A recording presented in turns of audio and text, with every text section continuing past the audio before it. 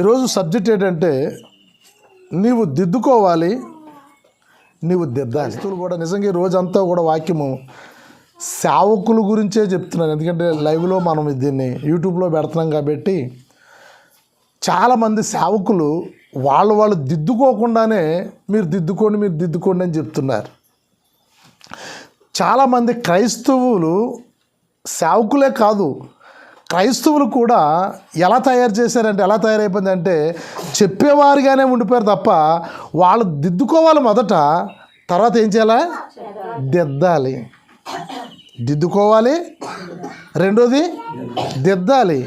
నువ్వు కుటుంబంలో ఒక యజమానుడిగా ఉన్నావా, నువ్వు మొదట దిద్దుకుని కుటుంబానికి దిద్దాలి. సంఘంలో ఒక సంఘ పెద్దగా ఉన్నావా, నువ్వు దిద్దుకోవాలి.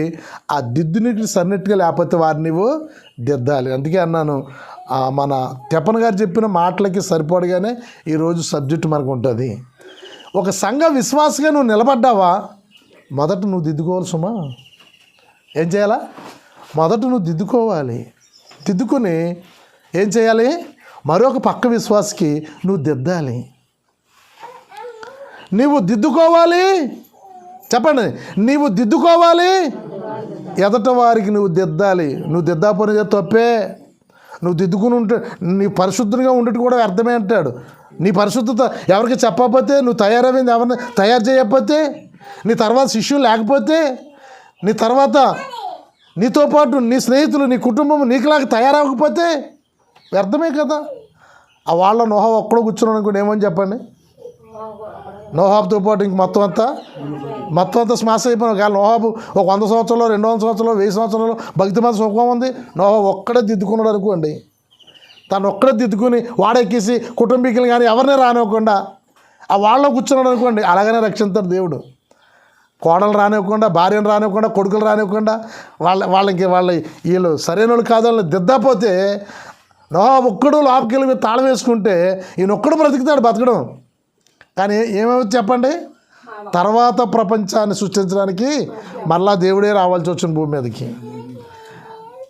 అతను దిద్దుకున్నాడు, కుటుంబాన్ని దిద్దాడు. అలాగనే పౌలు జీవితంలో మరొక శిష్యుని గురించి చాలా గొప్పగా చెప్తాడు. తీతును తయారు చేశాడు. తీతు గ్రంథం చూద్దాం ఒకసారి. పత్రిక 1వ అధ్యాయము 5 వచనాలు. తీతు గ్రంథము 1వ అధ్యాయము 5వ వచనం నుంచి 12వ వచనం వరకు మనం ధ్యానం చేద్దాము. చాలా మంచి విషయాలు పరిశుద్ధాత్మ దేవుడు పౌలు గారి చేత రాయించి మనకు నేర్పిస్తున్నాడు. ఇతని యొక్క జీవితం గురించి చూస్తే చాలా కథ ఉంది. కానీ పౌలు దగ్గర తర్పీదు పొందాడు. మరొక సంఘానికి పంపించాడు.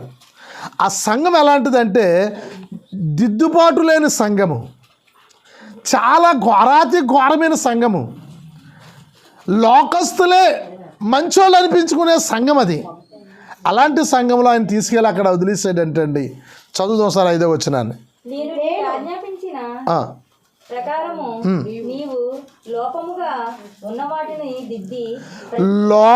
నేను నీకు ఆజ్ఞాపించాను, నువ్వు నేర్చుకున్నావు కదా. నా దగ్గర ఉన్న సంవత్సరాల్లో, నా దగ్గర ఉన్న సమయంలో నువ్వు నేర్చుకున్నావు కదా, నువ్వు దిద్దుకున్నావు కదా. ఎక్కడ గెలిచాడంటే ఇతను జైల్లో గెలిచాడట. మనం నిఘంటు చదివితే ఇతను కూడా ఏదో దొంగతనమో ఏదో తప్పు చేసి పౌలు గారు ఉన్న పరిసర ప్రాంతంలో ఖైదీగా వెళ్ళాడు, సువార్త ప్రకటించాడు, రక్షింపబడ్డాడు, తన జీవితాన్ని తను దిద్దుకున్నాడు తీతు. హల్లెలూయా.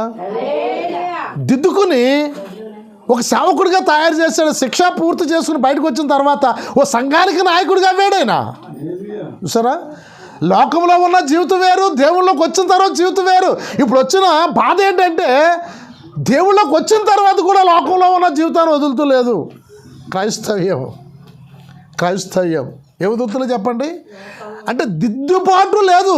పౌలు అంటున్నాడు, నీవు నా దగ్గర ఉన్నప్పుడు నువ్వు దిద్దుకున్న దిద్దుబాటు ఉందే, దానిని నీవు ఆ సంఘం వారికి నువ్వు దిద్దాలి అని చెప్తున్నాడు అక్కడ మాట. నువ్వు దిద్దుకున్న విధానాన్ని సంఘం వారికి అందరికీ కూడా నువ్వు దిద్దాలంటే మొదట నువ్వు ఎలాగుండాలి? దిద్దుకుని ఉండాలి. అందుకని అతను దిద్దుకున్నాడు తన జీవితంలో. తన పాత జీవితాన్ని అంతా విడిచిపెట్టాడు. ఇప్పుడు ఇక్కడి నుంచి నేను సంఘానికి సేవ చేసే ఒక నాయకుడిగా ఉండాలని తన దిద్దుకున్న జీవితాన్ని వారికి ప్రదర్శిస్తూ ఉన్నాడు. చదువుదాం కిందకి. ఉన్న వాటిని దిద్ది. బాగా గమనించండి. ప్రతి పట్టణంలోనూ పెద్దలను నియమించు నిమిత్తమే నేను క్రేతులో నిన్ను విడిచి వచ్చి తిని. ఎక్కడంటే ఏ సంఘానికి విడిచిపెట్టాడట? క్రేతు అనే ప్రాంతము ఏంటి కలిగిన ఈ చిన్న ప్రాంతాన్ని క్రేతు అని పిలువబడుతున్న ఆ గ్రామానికి పౌలు విడిచిపెట్టి వెళ్ళిపోయాడట. దేవుడు నీ యొక్క ఈ కుటుంబంలో నువ్వు పెరగాలి, ఈ కుటుంబంలో నువ్వు ఉండాలని దేవుడు నిన్ను అక్కడ విడిచిపెట్టాడు. ఈ సంఘంలో నువ్వు ఎదగాలని దేవుడు నిన్ను తీసుకొచ్చి సంఘంలో విడిచిపెట్టాడు. ఈ గ్రామంలో నువ్వు జీవించాలి. నీది ఏ గ్రామం అని చెప్తారండి? ఎవరో పెరిగాడు. ఎక్కడ విడిచిపెట్టాడట? క్రేతులో నిన్ను విడిచిపెట్టాను. క్రేతులో ప్రజలను నువ్వు దిద్దాలి. అక్కడున్న ప్రజలు అలాంటి వారు చూద్దాం. ఇంకా ముందు చదువుదాం. ఏకపత్ని పురుషుడును దుర్వ్యాపార విషయము నేరము మోపబడిన వారై అవిధేయులు కాక విశ్వాసులైన పిల్లలు గలవాడునై ఉన్న ఎడల అట్టి వాణిని పెద్దగా నియమించవచ్చును. ఎందుకనగా అధ్యక్షుడు దేవుని గృహ నిర్వాహకుని వలె. దేవుని సంఘములో పెద్దలుగా ఉన్నవాడు ఎలా ఉండాలి తెలుసా? ఎలా ఉండాలట? విశ్వాసంతో ఉండాలట. ఏకపత్ని పురుషుడై ఉండాలట. ఏ రకమైన నింద కూడా అతని మీద ఉండకూడదట. నిందారహితుడిగా ఉండాలట. సంఘ పెద్దలు కూడా. సంఘ కాపరికి ఎలా ఉండాలి లెక్కేయండి. సంఘ పెద్దకే ఎన్ని ఇచ్చాడు తెలుసా? నిందారహితుడిగా ఉండాలి. ఆ కుటుంబాన్ని వేళ్తూ ఉండాలి. ఆ కుటుంబంలో గొడవలు లేకుండా చూసుకోవాలి. పిల్లల్ని బహుగా వేలాలి. భార్యని కష్టపెట్టకుండా చూడాలి. ఏమండి? తన కష్టాజీతం ప్రతి రూపాయి కూడా కుటుంబాన్ని వాడేలాగన ఇవ్వాలట సంఘంలో ఉన్న సభ్యులు. మరి నేరం మోపేవాళ్ళగా ఉంటే నీ భార్య ఏదో చెప్తుందేమో నేరం, నీ పిల్లలే నీ గురించి నేరం చెప్తున్నారేమో, నీ తల్లిదండ్రులే నీ గురించి నేరం చెప్తున్నారేమో. ఎటువంటి నేరము? ఎటువంటి నేరం చెప్పండి? కుటుంబాన్ని సరిగా వేలడండి, కుటుంబాన్ని సరిగా చూసుకోడండి. తన కష్టాజీతం తన ఇష్టానుసారానికి వాడుకుంటాడు కానీ కుటుంబానికి వాడుకోడండి అని ఇలాంటి నిందలు ఏదైనా ఉన్నట్లయితే సంఘములో సభ్యతలో మనం అర్హులం కాదంట. ఎవరంగా చెప్పండి? ఆడవాళ్ళైనా సరే. ఆడవాళ్ళు కూడా సంఘ నాయకులుగా మరి కొన్ని సంఘాల్లో పురుషులు ఉండరు. ఏం చేయాలి? ఆ అధ్యక్షత కొంచెం ఇవ్వాల్సి ఉంటుంది. కొన్ని పనులు వాళ్ళకి అప్పచెప్పాల్సి ఉంటుంది. వాళ్ళు కూడా ఎలాగ ఉండాలట? నిందారహితులుగా ఉండాలి. ఇంటింటా చిచ్చు పెట్టకుండా ఉండాలి. కొండుములు చెప్పకని స్త్రీలాగా ఉండాలి అంటాడు పౌలు. స్త్రీలు కూడా వృద్ధ స్త్రీల గురించి చెప్తాడు, పెద్దవాళ్ళ గురించి చెప్తాడు. వాళ్ళే సంఘానికి నాయకులుగా ఉండాలి. నీవు దిద్దుకోకపోతే అసలు క్రైస్తవ జీవితం నీకు కలిగి ఉన్నట్లే కాదు. నీవైనా నేనైనా సరే. ఏమండి? సంఘ పెద్దలు ఎలా ఉండాలని చెప్పండి? ఎలా ఉండాలి? నిందారహితుడుగా ఉండాలి. అలాంటి జీవితం నీకు కలిగి ఉంటే అలాంటి జీవితం బ్రతికితే చాలంతే. ఇంకా నా జీవితాన్ని చాలనుకోవాలి. నేను ఏ రకమైన నింద నా మీద లేకుండా నేను చూసుకుంటున్నాను. ఎవరు కూడా ఎటువంటి రాళ్ళు నా మీద విసరకుండా నేను చూసుకుంటున్నాను. ఈ జీవితం నాకు చాలు. క్రైస్తవుడిగా నేను బాప్తిసం పొందాక, సంఘ సభ్యులుగా నేను చేర్చబడ్డాక, ప్రభురాత్రి భోజనం తింటుండగా ఏ రకమైన నింద నా మీదకి రాకుండా చూసుకోవడమే నీ బాధ్యత.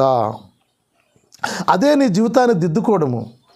అదే నీ బ్రతుకును దిద్దుకోవడము. నీవు దిద్దుకున్నప్పుడే ఎవరు చెప్తావు చెప్పండి?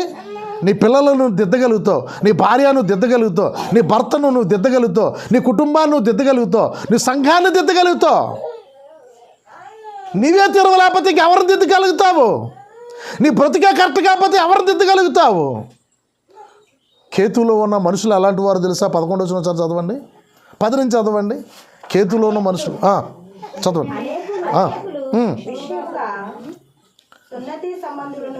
తీతు పత్రికలో మనం 9వ వచనం కానీ చదువుదాం. మొదట చూడండి, ఉపదేశమును నీవు అంగీకరించాలి. ఏం చేయాలి? ఉపదేశము నువ్వు అంగీకరించి అంగీకరించడమే కాకుండా ఏం చేయాలట? అనుసరించి నమ్మదగిన బోధను గట్టిగా ఏం చేయాలా బోధన ఏం చేయాలి? నువ్వు దాన్ని నువ్వు తప్పుపోనకుండా నీ చేతిలో ఉండాలి. ఆ బోధ నీ చేతిలో ఉండాలి. నీ చేతి నుంచి తప్పుపోకూడదు. నువ్వు తప్పుపోకూడదు. నువ్వు తప్పుపోయినప్పుడు ఏమో తెలుసా, మొదట నీ మీద తప్పు రాదు, నీ కుటుంబం మీదకి వస్తుంది. నిన్ను కన్నందుకు పెంచినందుకు నీ తల్లిదండ్రుల మీదకి వస్తుంది. నీకు పెళ్లి చేసినందుకు మీ అమ్మ నాన్న మీదకి వస్తుంది. ఆడబిడ్డ అయితే ఎలాగైనా నేను పెంచింది, ఎలాగైనా నిన్ను తయారు చేసింది. నీ మీదకి రాదు, నువ్వు పోతున్న సంఘ కాపర మీదకి వస్తుంది, కాపరాల మీదకి వస్తుంది. ఇదేనా నీ పాస్టర్ చెప్పిన బోధ? ఇదేనా నీ సేవకుడు చెప్పిన బోధ? ఇదేనా నీ దేవుడు నేర్పిస్తున్న బోధ? చేయబట్టుకోవాలి నీ బోధను. ఏం చేయాలట? చేయబట్టుకోవాలట నీ బోధను. ఇంకా చదువుతామా? ఎవరంటండి వాళ్ళు?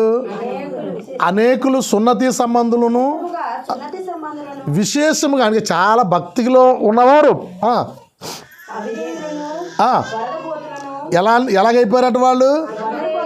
అవిధేయులు, వదరబోతులు, మోసపుచ్చువారై ఉన్నారు. చూడండి, క్రైస్తవులు ఎల్లప్పుడూ అబద్ధాలాడుతూనే ఉంటారు వాళ్ళు. పౌలు చెప్తున్నాడు తన శిష్యుడితో, జాగ్రత్త, నీవు నా దగ్గర ఉన్నప్పుడు దిద్దుకున్న దిద్దుబాటు వారికి దిద్దాలి. కానీ వాళ్ళు ఎలాంటి వాళ్ళట? క్రైస్తవులో ఉన్నవారు ఎల్లప్పుడూ అబద్ధం ఆడేవారు. ఒకటి.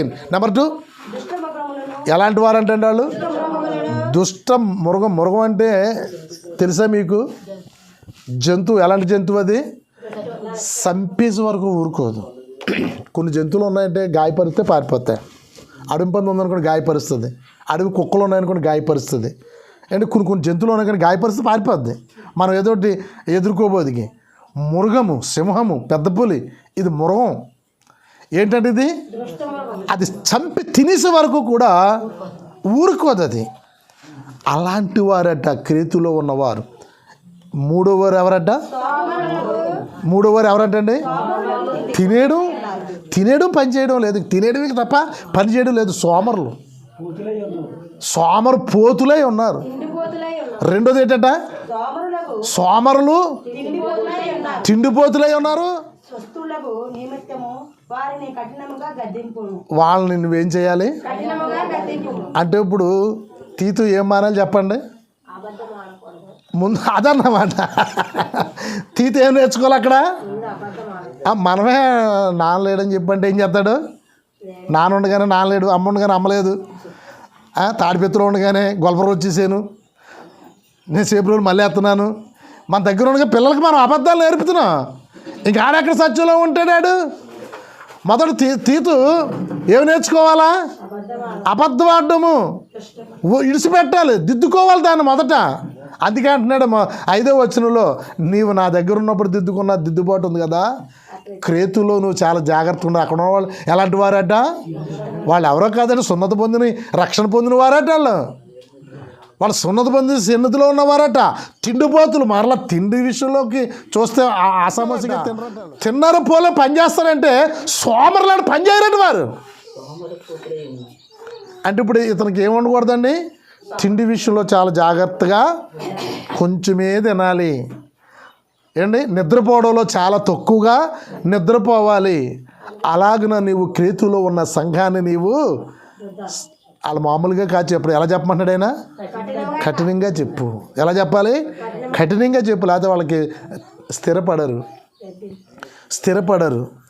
1 తిమోతి పత్రిక 3వ అధ్యాయము 1 నుండి 7 వచనాలు చూద్దాం. ఇది కూడా సేవకుల కొరకు. ఈరోజు మీ గురించి ఏం కాదనుకుంటున్నారు, కానీ మీరు కూడా ఆలోచించుకుంటే, నేను కూడా దేవుని సన్నిధిలో ఒక సేవ చేసే వ్యక్తినే. ఏ సేవ చెప్పండి?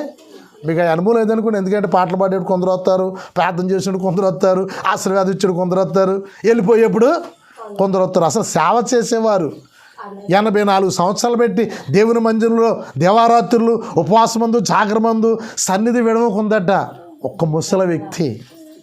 ఏం చేస్తుందట? ఆమె దేవుని సన్నిధిలో ముసలి వయసు వచ్చినా సరే కానీ ఆమె ముందు ఉంటుంది, ఆమె సేవ చేస్తుంది. ఆమె కూడా సేవకురాలే. బల దగ్గర నిలబడి వాక్యం చెప్పేసిన అంతలో సేవకుడు అయిపోయాడు.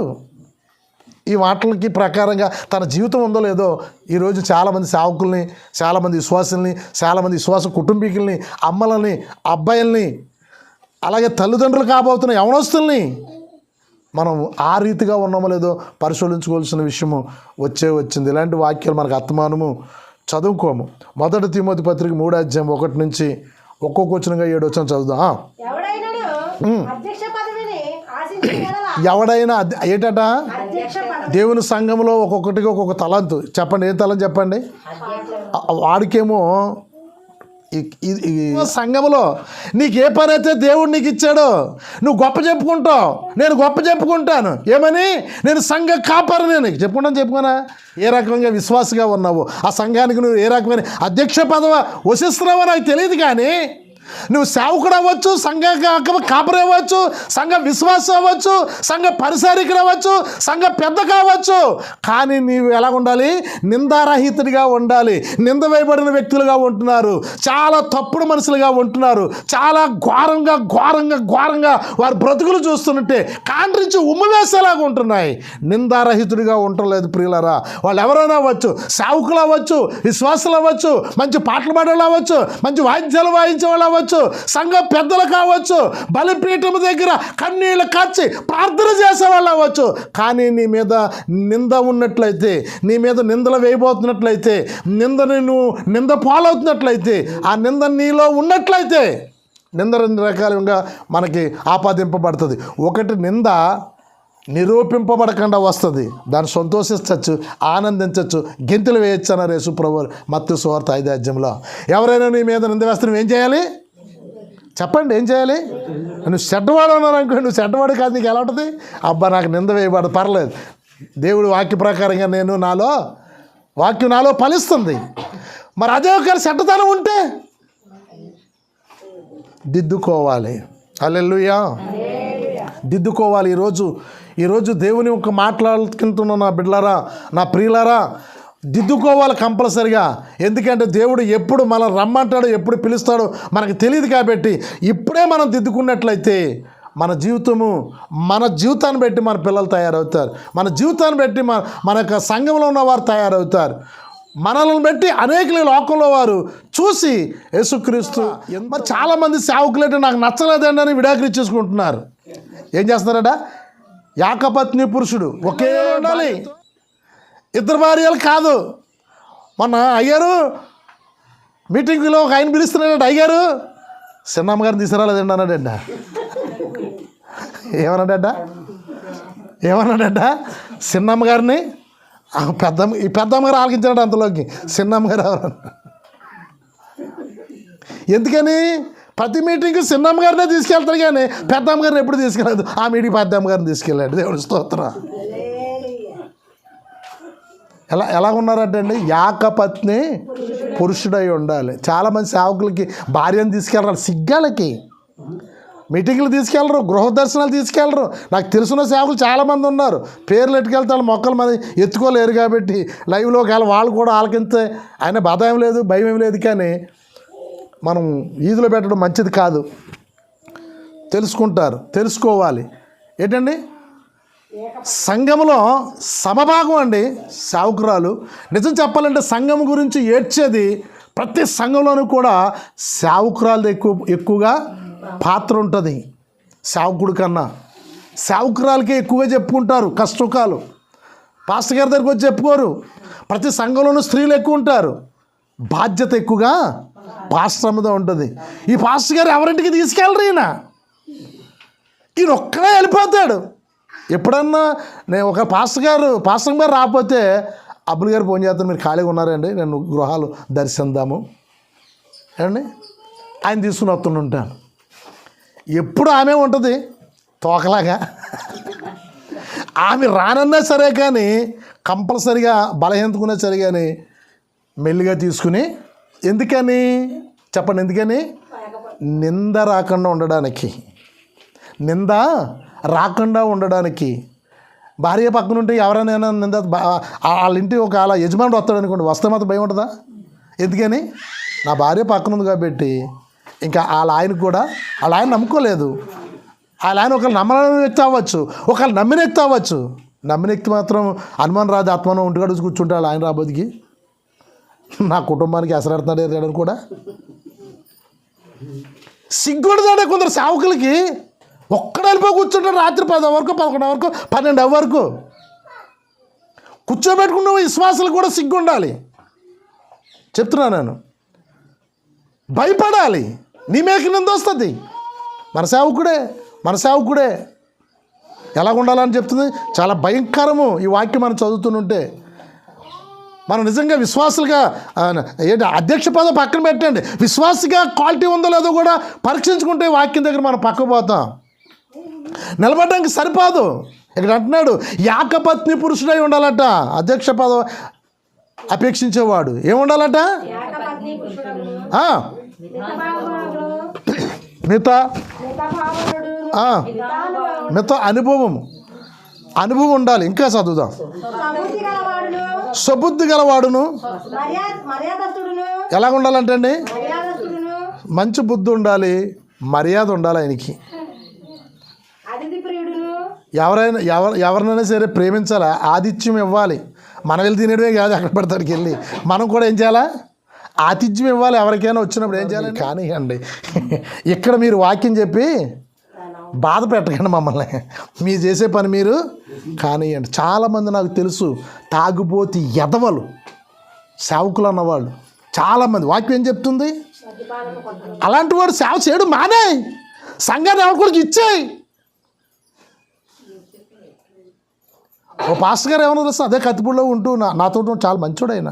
చిన్నప్పటి నుంచి నాన్నగారి దగ్గర సేవకుడిగా అన్నాడు, పాస్టర్ గారు నేను ఇద్దరు కలిసి వెళ్ళానమాట, మీరు కత్తిపూడేనండి అన్నాడు.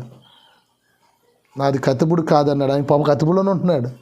కత్తిపూడి కాదండి, కత్తిపూడిలో ఉంటే అందరూ తాగిపోతేదలు అంటున్నారండి మమ్మల్ని. మాది కత్తిపూడు కాదండి, పక్కన ఉన్నది ఇంకో ఊరండి.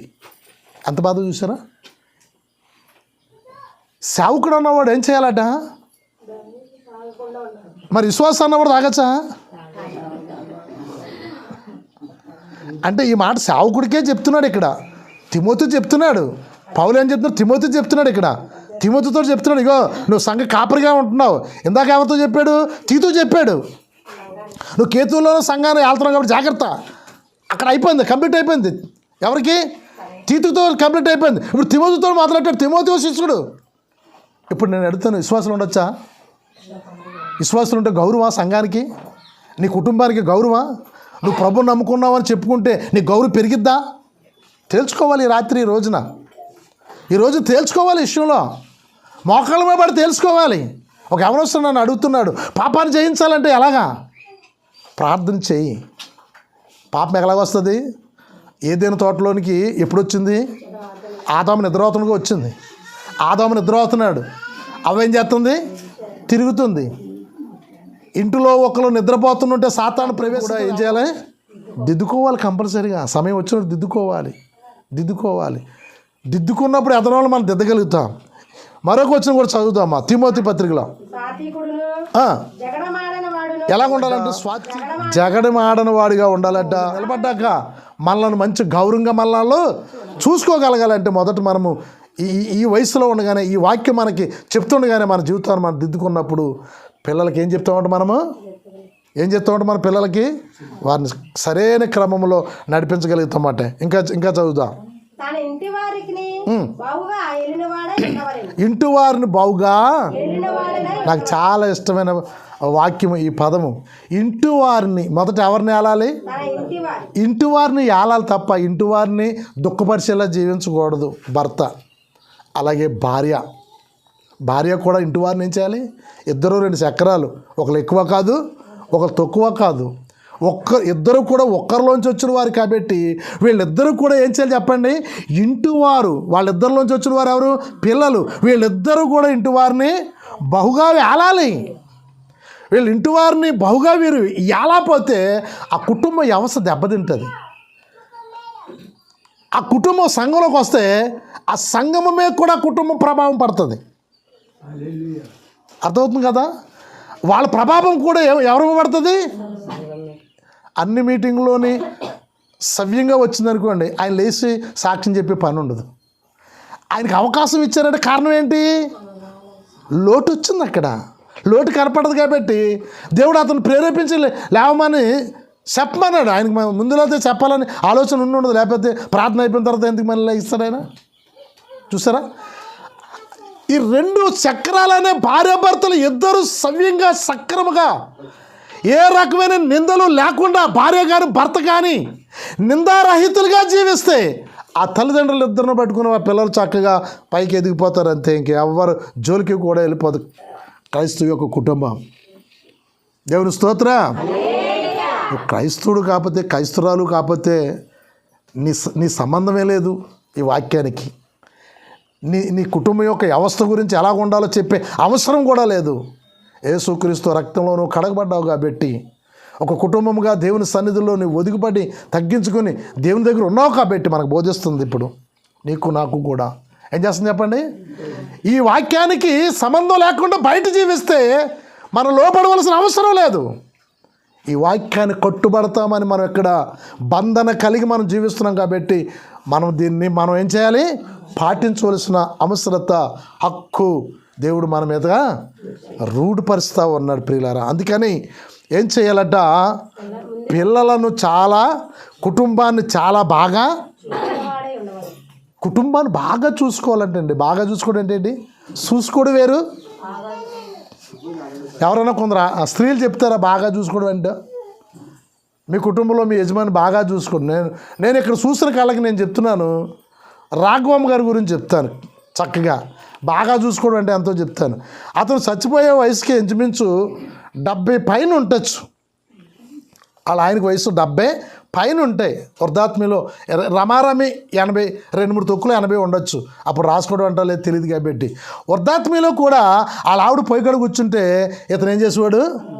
నేను చూసేవాడు ఎప్పుడు వచ్చి ఎప్పుడు పచ్చిమిరకాయలకి వెళ్ళేవాడు. అది పెద్ద పని. అది ఆవిడ కోసుకోలేదా? ఆవిడ కోసుకోలేదా?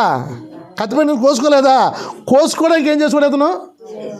ఇరిసి అందించేవాడు. ఎందుకు చెప్పాలంటే విషయము కుటుంబాన్ని ప్రేమించడం కాదు, అది బహుగా వేలడం అంటారు దాన్ని. అందరు గట్టిగా చెప్పండి దేవుని స్తోత్ర. కుటుంబం పెళ్లి చేసుకున్నాం కాబట్టి తప్పదు కాదండి ఈ ఎదవలు పోషించడం, పెంచడం.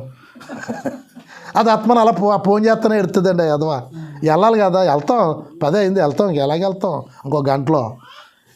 ఇదేంటిది? ఓ బాధ్యత.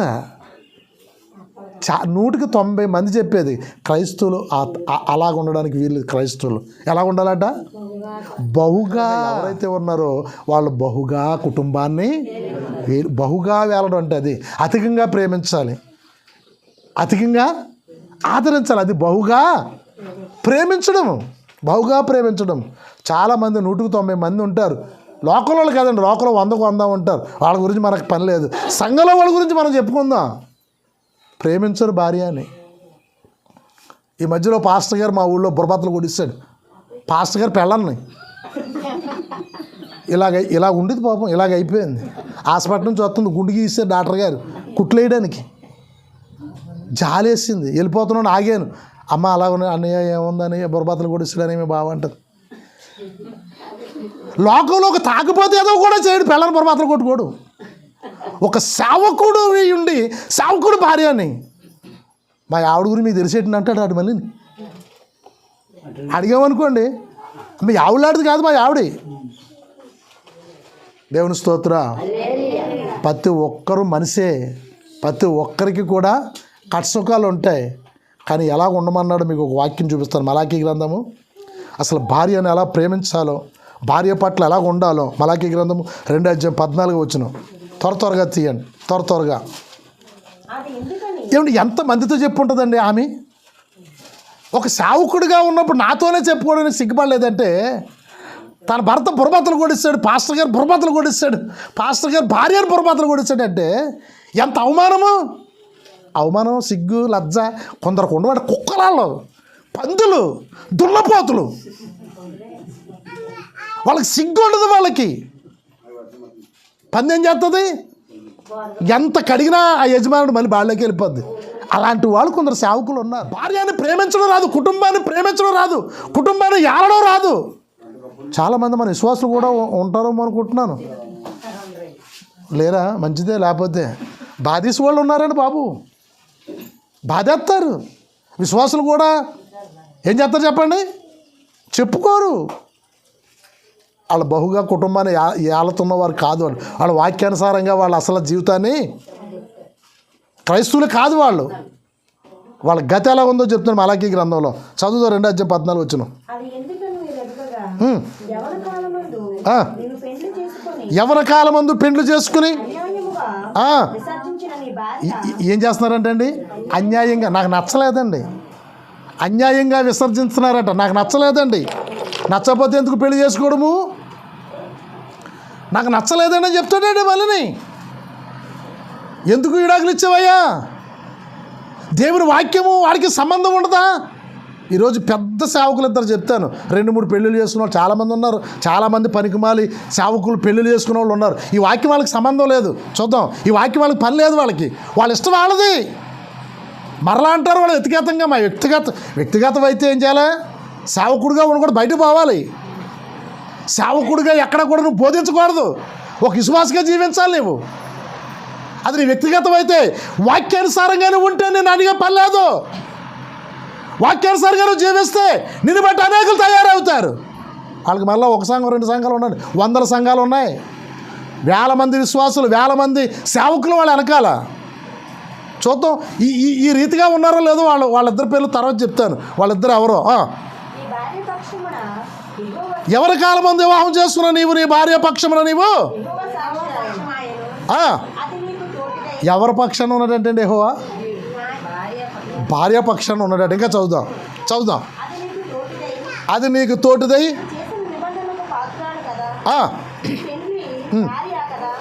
ఆమె నీ పెండ్లి భార్య. ఆమె అంత గొప్ప విలువ ఉండాలండి. ఎలాంటిదంటే ఆమె కొట్టడానికి వీరలేదు, విడాకుల సీట్ తీసుకోవడానికి వీరలేదు.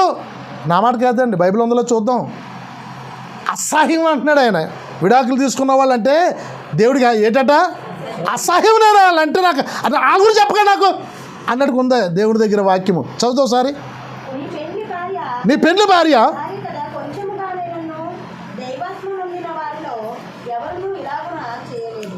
దైవత్వము పొందిన వారిలో ఎవరు ఇలాగా? అబ్రహామును 100 ఏళ్ళు వచ్చినా సరే కానీ ఏమంది? ఆయన నా యజమానుడు అని పిలిచింది. అంత గొప్ప గౌరవం చూడండి. ఏమని పిలుస్తుందండి? యజమానుడు. ఆయన నా యజమానుడు అని పిలిచింది. కొంచెం అంటే పూర్తిగా 100కు 100 దైవత్వం లేకపోయినా కొంచెం దైవత్వం ఉన్నవాడు కూడా ఎలా చేయడాడు. ఏం చేయడో చూద్దాం.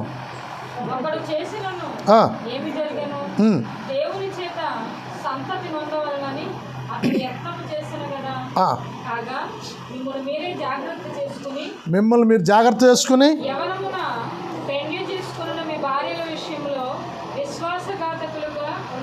ఎలా ఉండొద్దు అంటున్నాడు ఏంటండి? యవ్వన కాలంలో పెండ్లు చేసుకుని మీ భార్య విషయంలో తల్లిదండ్రులను వదిలేసి ఏమండి వాళ్ళేదో తులమ పొలమ తెత్తది నీకు ఇచ్చేసి సర్వాన్ని అర్పించి నీవే దిక్కని వచ్చిన భార్యను నీవేం చేయకూడదట? నిర్లక్ష్యం చేయకూడదు. చీటు అక్కడ రాయబడ్డ మాట ఏమంటున్నాడండి ఆయన? భార్యకు విడాకులు ఇవ్వడము, పరిత్యజించడము నాకు అసహ్యము అంటున్నాడు దేవాది దేవుడు. దేవుడు స్తోత్ర. ఇది క్రైస్తవులకి వర్తింతదా లేకపోతే క్రైస్తవులకి సంబంధం లేదంటారా? క్రైస్తవులు విడాకులు తీసుకుని మరొక అమ్మాయిని మళ్ళీ పెళ్లి చేసుకోవచ్చా? ఏమంటున్నాడు ఆయన? పరిచించుడా నాకు అసహ్యమైన క్రియ. మొదటి భార్యను ఉంటేనే మరొక భార్యని ప్రేమిస్తూ ఆవిడకి ఇడాకులు చేసి పాపం న్యాయంగానే ఆవిడకి ఇడాకులు ఇచ్చేసి ఈమెని చచ్చిపోతే చేసుకున్నా పర్లేదు. అవును కదంటారా? దేవుడు ఒకవేళ దాన్ని ఇష్టపడబెట్టేది రూల్. అది చేసుకోమన్నాడు ఆయన. నువ్వు చేసుకోకపోయినా పర్లేదు, చేసుకోవచ్చు అన్నాడు ఆయన. ఎప్పుడు? భార్య కూడా చేసుకోవచ్చు అన్నాడు బైబిల్ గ్రంథంలో. మన దేశంలో అయితే అది హేళనగా చేశారు. ఆ చట్టాన్ని కూడా తెచ్చారు, పోరాడారు. దాని పక్కన పెడదాం. విశ్వాసానికి వాక్యం చెప్తా ఉంటాడు. ఈయన జీవితం వాక్యానుసారంగా ఉండొద్దా? చెప్పండి. ఈయన జీవితం వాక్యానుసారంగా ఉండొద్దా? ఎందుకు వీళ్ళ చాలామంది ఉన్నారు. ఇద్దరే చెప్తున్నాను, చాలామంది ఉన్నారు అలాంటి సేవకులు. ఎందుకంటే మరి వీళ్ళని బట్టి ప్రయాణం చేస్తారు కదా సంఘస్థులు. వీళ్ళు బోధిస్తున్న వారు, వీళ్ళు అనుసరిస్తున్న వారిని వీళ్ళు బోధలు పెట్టే ప్రయాణం చేస్తారు కదా. వాళ్ళు కూడా వాళ్ళ విశ్వాసులు కూడా వాళ్ళ శిష్యులు కూడా మొదట భార్య మీద మోజు తగ్గిపోయాక అతను 3 పిల్లలు పుడిసాక ఏమవుతుందండి, ఇష్టం పోయాక ఇడాకులు ఇచ్చి మళ్ళీ పెళ్లి చేసుకోవచ్చా? చెప్పండి కొంచెం. మీరు చెప్పేస్తారు, మొగోళ్ళు చెప్పాలి. ఆడవాళ్ళు చెప్పేస్తారు మీకు ఇష్టం కాదు కాబట్టి. మొగోళ్ళు చెప్పండి, చేసుకోకూడదా? శబ్దం రాలా చూసా? ఇక్కడి నుంచి వచ్చే శబ్దం అక్కడ వచ్చిందా? అంటే ఎప్పుడన్నా ఒక అవకాశం అవుతుందేమో, అమ్మగారిని తోసిమారి చేసుకోవచ్చు. ఏంటి? దేవుని స్తోత్ర. ఎందుకు వీళ్ళిద్దరిని పేరెట్టవలసి వచ్చిందంటే, చాలా చిన్న స్థితిగా సేవకులు ఉంటారు కానీ వాళ్ళ గురించి పేర్లు పైకి వచ్చే అంత అవసరం ఉండదు. వాళ్ళు కింద స్థాయిలో ఉంటారు. వీళ్ళిద్దరూ కూడా మన తెలుగు రాష్ట్రాల్లో కూడా పేరు తెచ్చుకున్న వ్యక్తులు. ఎంత ఏడుస్తారంటే అండి, మొదటి భార్యలు యవన కాలం అందు వివాహం చేస్తారు. అంటే ఆమె యవన కాలం అంతా అనుభవించాలి. యవనకాలం అంతా కూడా పిల్ల పాపలు పుట్టిసాక వదిలేసి వాళ్ళు అసలు సేవకులుగా ఉండడానికే కాదు దేవుడు అంటున్నాడు, అలాంటి వాళ్ళు అంటే నాకు అసహ్యం అయ్యా. ఏమంటున్నారు దేవుడు? నాకు అసహ్యము. భార్యని బుర్రల బద్దలు కొట్టేయడము, కన్న బిడ్డలను సరిగా ఏలాపోవడము, వాళ్ళ మంచి చెట్లు చూసుకోపోవడము, అలాంటి వారు ఈ పదవికి అర్హులు కాదు. ఈ వాక్యానికి బోధించడానికి నిలబడడానికి అర్హులు కాదు. నువ్వు 100 వాక్యాలు నీకు ఆధారాలు ఉండొచ్చు నీ దగ్గర, మనకి ఒక్క వాక్యం చాలు. స్థిరముగా ఉండమన్నది ఒక్క వాక్యం మనకు చాలు. దేవుని స్తోత్ర. అంత గొప్ప ధన్యత దేవుడు మనకిస్తుంటే, నీ యవన కాలమందు నిన్ను నమ్ముకుని వచ్చిన నీ భార్యని విడిచిపెట్టి ఆమెకి విడాకులు ఇచ్చి చట్ట ప్రకారంగా అన్యాయం చేస్తున్నది. చట్ట ప్రకారంగా పావలా అద్రోపోయో ఈ దగ్గర ఉన్న ఆస్తి ఆమెకి ఇచ్చేసి ఏమండి మరలా ఇతనికి ఇష్టం వచ్చిన అమ్మాయితో వివాహం. ఇది సేవకులు చేస్తున్న నిర్వాహము. ఇది ఒకవేళ ఆ సంఘస్థులు ఇష్టపడొచ్చేమో, వాళ్ళ శిష్యులు ఇష్టపడొచ్చేమో, నా దేవుడు మాత్రం ఇది అసహ్యం అని చెప్తున్నాడు. ఇది అసహ్యమైన కార్యము అవుతావచ్చు. వాళ్ళ సంఘస్థులు ఇష్టపడొచ్చండి. ఇష్టపడిన వాళ్ళు ఉన్నారనుకున్నారా? ఎన్నో ఉంటాయండి. మా పాస్టర్ గారు చాలా మంచోళ్ళు అండి. పాస్టర్ గారు సపోర్ట్ చేసే వాళ్ళు చాలామంది ఉంటారు. పాస్టర్ గారి కన్నా ఆవిడ సరైనది కాదండి, ఆవిడ ప్రేమించదండి, మా పాస్టర్ గారు అలా కాదండి. ఇప్పుడు వచ్చిన పాస్టర్ ఎంత మంచిదండి.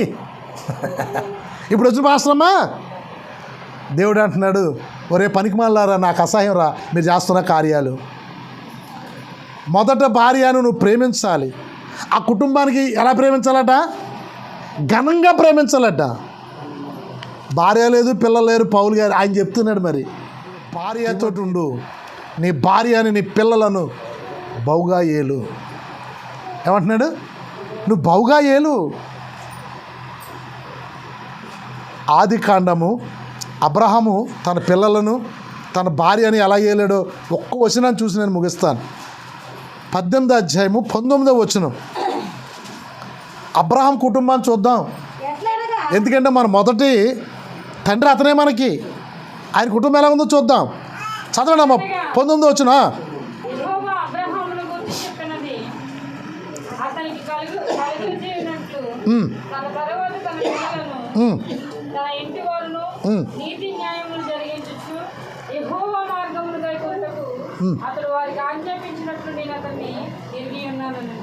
ఏమంటున్నాడు దేవుడు? చెప్తున్నాడు సాక్ష్యం. యెహోవా స్వయంగా చెప్తున్నాడు ఏమని? తన ఇంటి వారందరూ కూడా నీతి న్యాయములు జరిగించుచున్నాడని అబ్రహాము ఆజ్ఞాపించాడు. నువ్వు చెప్పాలి నీ కుటుంబానికి, నీది చేయడం తప్పు. ఏదైనా బయట నుంచి ఎక్స్ట్రా ఏదైనా తెచ్చేసాడు అనుకోండి, షాప్ దగ్గర నుంచి మర్చిపోతాడు ఆ సావుకారి, 2 వస్తువులు గాలి ఇచ్చుకొని రాసుకోలేదు. నువ్వు ఇంటికి వచ్చిన తర్వాత ఏం చేయాలి? నీతి న్యాయములు చెప్పాలా. నువ్వు ఇంటి దగ్గర అది ఇచ్చేసరా, లేదంటే దానికి తగిన అది ఎంత వేల ఉందో డబ్బులు ఇచ్చేయి. జరిగించాలని అబ్రహాం తన పిల్లలకి చెప్పాడట. ఏం చేయమని చెప్పాడట? నీతి న్యాయములు జరిగించుటకు అబ్రహాము తన పిల్లలకు చెప్పినట్లుగా దేవుడు ఎరిగి ఉన్నాడట. అంత అద్భుతం చూడండి. దేవుడు తెలుసుకున్నాడట. భలే తెచ్చేసారా. చాలామంది ఏమంటారు చెప్పండి? భలే తెచ్చేసు, చూడలేదా వాళ్ళు? ఎవరో చూడలేదమ్మా, తెచ్చేసానమ్మా, ఎంత జాంకాయలు కోసుకొచ్చేసానమ్మా అంటాడు. రేపు పొద్దున్న ఏం చేస్తాడు? నాన్న జేబులోది 100 రూపాయలు కొట్టేస్తాడు. ఇంకా పెద్దదిగాక పెద్ద పెద్ద బ్యాంకులు కొట్టేస్తాడు. మనమే నేర్పిస్తాం, ఎవరు నేర్పుతాం? మనమే అడిగి నేర్పిస్తాం అంతా కూడా అంతే. అందుకని అబ్రహాము తన కుటుంబానికి నేర్పించడం నీతి న్యాయములు జరిగించుట. మరి నువ్వేమి నేర్పిస్తున్నావో నీ కుటుంబానికి, ఏమి నేర్పిస్తున్నావో నీ పిల్లలకు, ఎలా నేర్పిస్తున్నావో నీ సంఘానికి, నేర్పిస్తున్నది నువ్వేమి నేర్చుకుంటున్నావో. చాలా బాధేస్తుంటుంది, చాలా బాధేస్తుంటుంది. ఈ లోకంలో ఉన్న సంఘాలు చూస్తుంటే, సేవకులను చూస్తుంటే ఏడవడం తప్ప చేసేది ఏమి కూడా లేదు. ఏడవడం అంటే ఏంటి? ప్రార్థన చేయడమే ఏడవండి. అది వాళ్ళ గురించి ఏడవడం తప్ప, వాళ్ళ గురించి ఏడ్చి దేవుడికి అప్పచెప్పడం తప్ప. చిన్న చితక సేవకులు అంటే ఏదో మార్మూల ఒకళ్ళు తెలుస్తుంది, ఒకళ్ళు తెలియదు. వాళ్ళు చేసిన క్రియలన్నీ కూడా ప్రపంచానికి బట్టబయలుగా తెలిసే సేవకులు కూడా అదే క్రమంలో జీవిస్తున్నారంటే ఇది చాలా బాధాకరము, దుఃఖకరము. కానీ మన కుటుంబాలు మాత్రము, మన పిల్లలు మాత్రం మనం ఏం చేద్దాం చెప్పండి? బహుగా ప్రేమించేవారుగా మనం ఉందాం. దేవునికి స్తోత్రం కలిగిన గాక. సామెతల గ్రంథము 28వ అధ్యాయము 7వ వచనం. త్వరగా మరొక వచనం చదివి మనం ముందుకు వెళ్దాం. సామెతల గ్రంథము 28వ అధ్యాయము 7వ వచనం చదవాలి. ఉపదేశమును అంగీకరించిన కుమారుడు ఎలాగవుతాడంటండి? బుద్ధి గలవాడు. అసలు ఇక్కడ బుద్ధి ఉందో లేదో ఉపదేశాన్ని అంగీకరించాలి. ఎవడైనా సరే కానీ ఉపదేశాన్ని అంగీకరించకపోతాడు ఎవడని సరే కానీ యెహోవా అంటున్నాడు నాకు అసహ్యము ఆ వ్యక్తి అంటే. ఆ వ్యక్తి గురించి నా దగ్గర మాట్లాడుకో, ఆ వ్యక్తి నాకు అసహ్యము. ఎవరన్నా చెప్పండి. సమూయేలు ప్రార్థన చేస్తాడు సౌలు గురించి ప్రార్థన చేస్తుంటే ఆ వ్యక్తి గురించి నా దగ్గర ప్రస్తావన తేవద్దు, ప్రార్థించొద్దు. నేను చెప్పింది ఒకడు కూడా బొత్తిగా వినలేదు, ఆయన గురించి ప్రార్థన చేయకు. మన గురించి కూడా అంతే. ఎన్ని సంవత్సరాలుగా కాలి ఈ బోధకు మనము చెవులు పెట్టుకోకుండా జీవిస్తున్నామేమో. దేవుడు నీ పట్ల అసహించుకునేలాగా నువ్వు ఉండొద్దు. దేవుడు నిన్ను ప్రేమించేవాళ్ళగా ఎలాగ ఉండాలట? ఉపదేశమును అంగీకరించేవాడు, ఉపదేశాన్ని దాన్ని స్వీకరించేవాడు బుద్ధిమంతుడట. చివరగా మొదటి తెస్సలోని పత్రిక 5వ అధ్యాయం 14వ వచనం నేను ముగిస్తాను. మొదటి తెస్సలోని పత్రిక 5వ అధ్యాయం 14వ వచనం త్వరగా.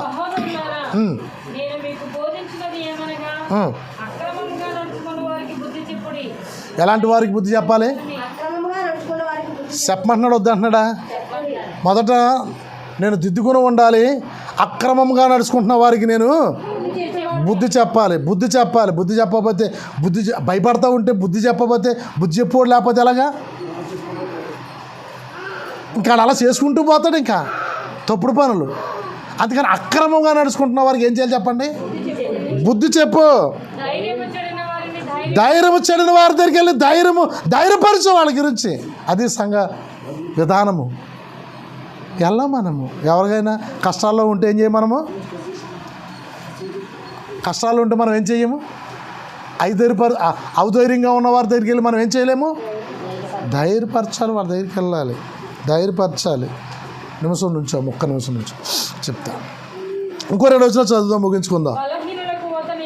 బలహీనులకు ఓతనీయుడి, అందరి ఎడల దీర్ఘశాంతి గలవారే ఉండాలి. అందరి ఎడల ఎవడును కీడుకు ప్రతి కీడు, ఎవరికైనా సరే కీడుకు ప్రతి కీడు చేయొద్దు.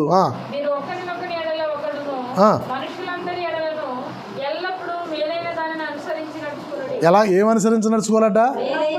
మేలైన దానిని సమాజానికి, సంఘానికి, లోకానికి మేలు చూపించేలా ఉండాలి తప్ప నిన్ను అనుసరిస్తే నాశనం అయిపోయినట్లుగా ఉండకూడదు. నీ బ్రతుకును ఒకసారి నీ సాక్ష్యాన్ని చదివితే ఎదుటాళ్ళు కూడా నాశనం అయిపోయినట్లుగా మన బ్రతుకులు ఉండకూడదు. మేలు జరగాలి. మన సాక్ష్యపు పుటలోనికి ఎవరైనా ప్రవేశించినప్పుడు మేలు జరగాలి వాళ్ళకి. ఏమండి? మన యొక్క సాక్ష్యాన్ని వారు వింటున్నప్పుడు వారికి మేలు జరిగేలా కూడా మనం జీవించాలి. బుద్ధి చెప్పే వ్యక్తులుగా ఉండాలి ప్రతి ఒక్కరు కూడా. బుద్ధి చెప్పగలగాలంటే మనం ఏం చేయాలి చెప్పండి? బుద్ధి కలిగి ఉండాలి. మంచి మాట చెప్పారు. బుద్ధి మనం కలిగి ఉన్నట్లయితే ఈరోజు మనం తీసుకుంటున్న ప్రభుబలకి ఒక అర్థం ఉంటుంది. దేవుడి మాటలు దీవించునుగాక. ప్రార్థన చేసుకుందాం.